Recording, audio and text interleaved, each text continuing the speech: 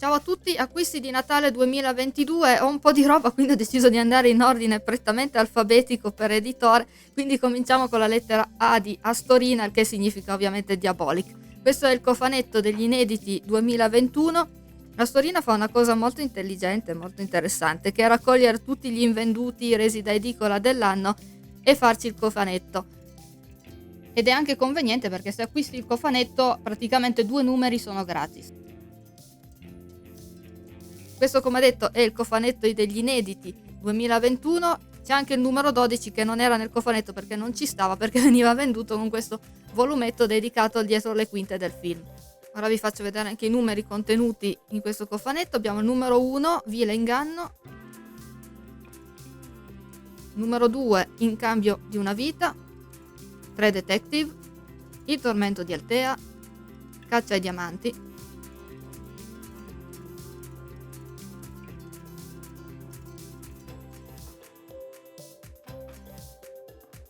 La lunga attesa, Truffa dopo truffa, La miniera degli schiavi, L'ombra del padre, Mai più segreti, Vincitori e vinti e Come per magia. Poi passiamo a Bonelli, in particolare a Dragonero. Questo è il cofanetto che è stato rilasciato in occasione del lancio della nuova saga di Dragonero titolata Mondo Oscuro. È un cofanetto questa volta di Tola, perché quello precedente era stato fatto in legno. All'interno troviamo questo che è il taccuino di viaggio, lo faccio vedere anche dentro, una toppa con quello che suppongo sia il nuovo simbolo dell'impero, perché vedo l'emblema delle spade di giustizia insieme allo stemma dell'Erondar, la cartina dell'Erondar, per l'appunto, che per chi non lo sapesse è il mondo in cui si svolgono le avventure di Dragonero,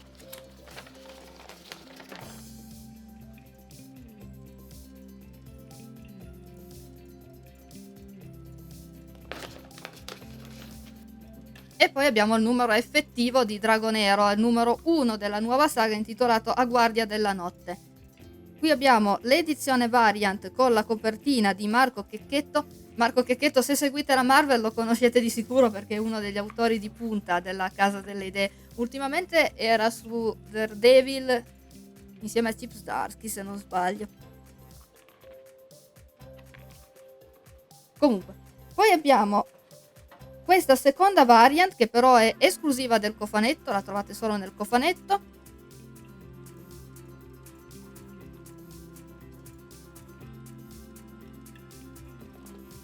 E infine abbiamo invece l'edizione, quella regolare, che si trova tranquillamente in edicola. Questo invece è un volumetto che era uscito in occasione di Lucca Comics a novembre. Ed è in realtà il numero 0, il prologo di una miniserie che comincerà questa primavera e vedrà per l'appunto il team up tra Dragonero e Conan il Barbaro. Questo perché Conan proprio l'anno scorso a dicembre ha compiuto 90 anni, quindi questa miniserie tecnicamente fa parte dei festeggiamenti per il 90° compleanno di Conan. La serie, come ho detto, uscirà in primavera, sarà composta da 6 numeri ed è una collaborazione tra la Bonelli e la Panini Comics. Il volume è a colori e alla fine abbiamo anche alcune pagine di redazionale in cui gli autori Enoch Vietti e il redattore della Bonelli ci parlano per appunto di Conan, Dragonero e di come è nata questa miniserie. Questa è la versione normale in classico formato Bonelli, però ho anche la versione, la Artist Edition, che è leggermente più grande, con una bellissima copertina di Paolo Barbieri. E questa volta la storia ci viene proposta in bianco e nero. Vi faccio vedere alcune tavole.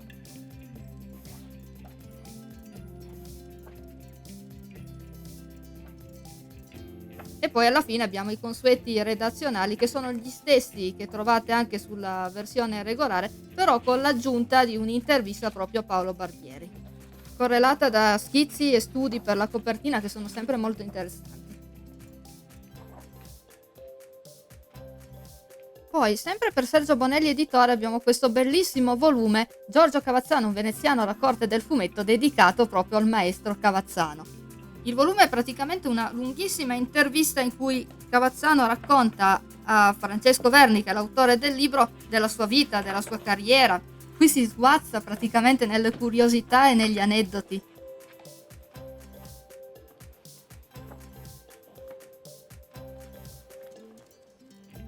Il tutto corredato da fotografie, immagini, disegni, manifesti, fumetti a cui il maestro ha lavorato nel corso degli anni, non solo per la Disney, ma anche per la Bonelli, per la Marvel.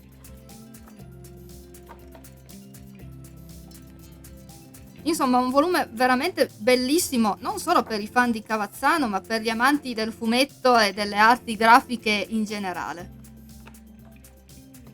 E finita la Bonelli, passiamo invece alla Panini e cominciamo con questo, che è l'unico volume Marvel che ho acquistato, ed è il volumetto celebrativo per i 60 anni dei Fantastici 4. Ora, questa in realtà è una riproposizione dell'albetto americano Fantastic Four Anniversary Tribute, che era già stato stampato in Italia dalla Panini sul volume Noi siamo i Fantastici 4. Però è stato riproposto appunto quest'anno a Lucca Comics con questa copertina inedita di Lea Ortolani. È comunque un albetto celebrativo a cui hanno collaborato un sacco di autori, praticamente ogni pagina è scritta e disegnata da autori diversi, tra cui anche Lea Ortolani. Poi passiamo a un po' di topolini. Allora, questo è il numero 3489 in edizione speciale Romix 2022. Con la copertina variant realizzata per la Fiera del Fumetto di Roma da Marco Gervasio. All'interno, in seconda di copertina, abbiamo una delle proposte di Gervasio per la copertina, stessa cosa in terza di copertina. L'interno ovviamente è il nostro solito topolino.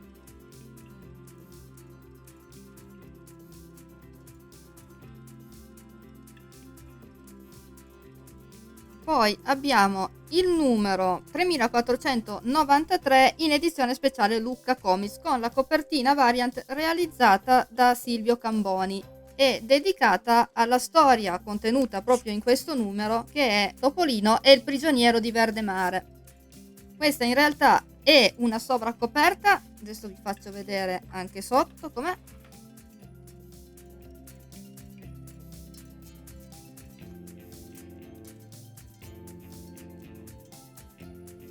All'interno troviamo i soliti studi e schizzi del disegnatore per la copertina.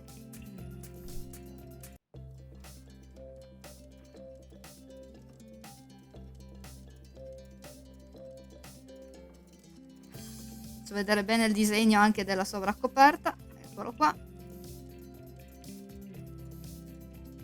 Poi, visto che abbiamo appena parlato di Cavazzano, abbiamo la copertina variant di Giorgio Cavazzano del numero 3492, questa è l'edizione speciale sempre per Lucca Comics.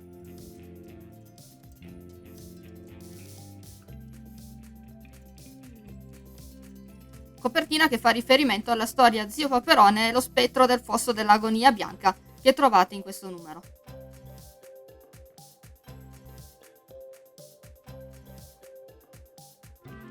Allora, mi dispiace che non si veda quanto sia fosforescente questo arancione.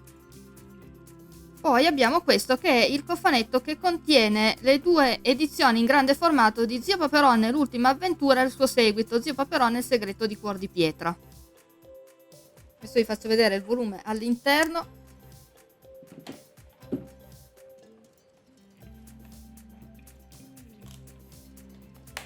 Queste sono le edizioni Topolino Gold che ripropongono le storie di Topolino in grande formato in edizione cartonata. Vi faccio vedere alcune tavole. La storia è di Francesco Ortibani, i disegni sono di Alessandro Perina. Peraltro in questa edizione trovate anche un epilogo inedito, che sono queste pagine orlate di giallo. E a chiudere il volume c'è un'intervista a Francesco Ortibani. Ora vi faccio vedere anche il volume dell'ultima avventura.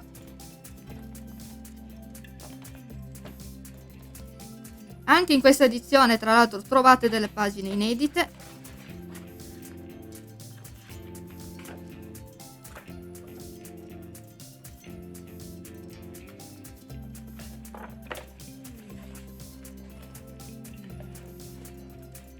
E poi alla fine abbiamo i consueti redazionali, questa volta un pochettino più corposi perché abbiamo sia un'intervista ai due autori più alcuni approfondimenti, tra cui anche gli studi per la colorazione della copertina.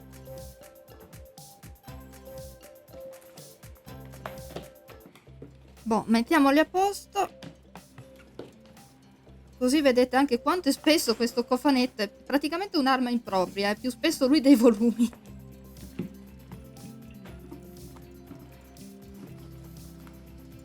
Infine abbiamo questo volume che è parte della collana Topolino Extra, che alla fine è la stessa cosa del Topolino Gold, che ripropone la ballata di John D. Rockerduck, storia uscita nel 2021 su Topolino, tra l'altro proprio in occasione del 60° anniversario del personaggio di Rockerduck.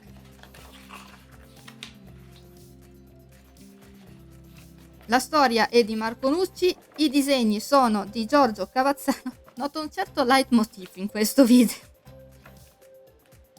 Alla fine abbiamo i nostri consueti approfondimenti, questa volta un'intervista a Marco Nucci e ad Alex Bertani, che è il direttore di Topolino, ma è di fatto il fautore di questa storia perché è nata da una sua idea. È molto interessante gli schizzi e gli studi preparatori di Giorgio Cavazzano. Mi prendo la libertà di aggiungere una coda a questo video perché la Befana ha anche portato dei regali, ovviamente. E voilà, la copertina Variant di Topolino 3500. Prima che qualcuno me lo chieda, no, non l'ho pagata 100 euro su eBay. Vi faccio vedere anche la seconda e la terza di copertina. E ovviamente un bellissimo omaggio di Ivan Bigarella al Topolino direttore di banda della copertina del numero 1 di Topolino Libretto uscito nel 1949. Poi insieme a Topolino 3500 ho acquistato anche il volume Il Klondike di Zio Paperone, che è uno dei volumi celebrativi stampati dalla Panini per festeggiare il 75° anniversario dalla creazione di Zio Paperone. In particolare questo volume viene venduto insieme alla statua di Zio Paperone cercatore d'oro che si trovava già in allegato a Topolino 3500, solo che in questo caso ha anche la base esclusiva.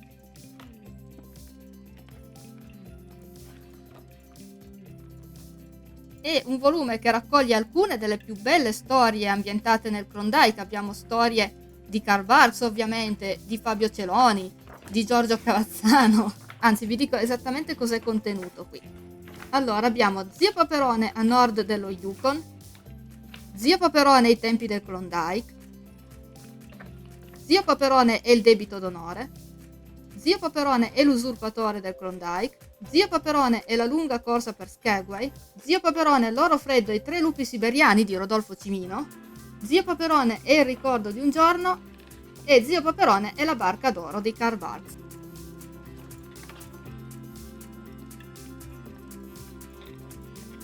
La statua è ispirata alla copertina di Topolino 3307 disegnata da Freccero, a sua volta ispirata a uno dei dipinti a olio di Karl Barks, e nel mentre Zio Paperone ha perso sia la carabina che i proiettili alla cintura, totalmente disarmato. Va bene, e su questa nota io direi che la chiudo qui. Spero che il video vi sia piaciuto, spero di non avervi annoiato a morte, se è successo me ne scuso, e alla prossima, ciao!